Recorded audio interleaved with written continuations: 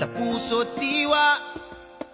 Ang buhay ko sa bayan ay tataya. Pilipinas na aking bansa, ang iwanan kay hinding-hindi magagawa. Ikaw ang tahanan ng aking lahi, lahing kayumanggi. Di papayag na ikaw ay maaglahi, kahit dugo ang maging sukli. Para sa bayan, tungkulin ko'y gagampanan ng buong tapat at walang pag-iimpot kailan pa man. Para sa bayan, susundin ko ang batas na pinaiiral.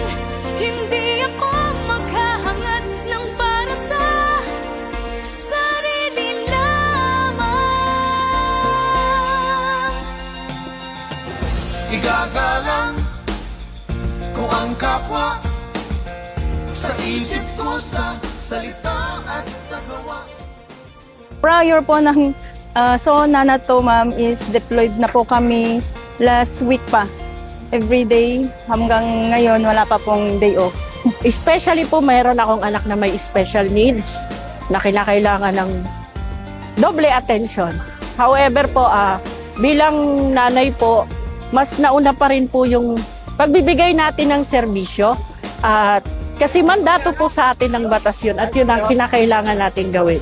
Iisa tayo, iisang country, bilang isang Pilipino, magkakabayan pa rin tayo kahit ano man ang mangyari, Pilipino pa rin tayo, iisa yung gusto natin.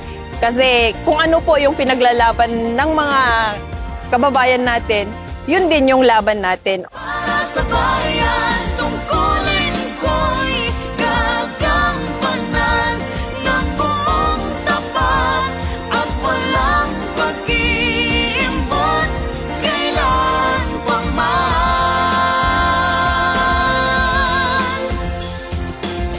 Para sa bayan, susundin ko ang batas na pinaiiral. Hindi ako maghahangad ng para sa sarili lamang.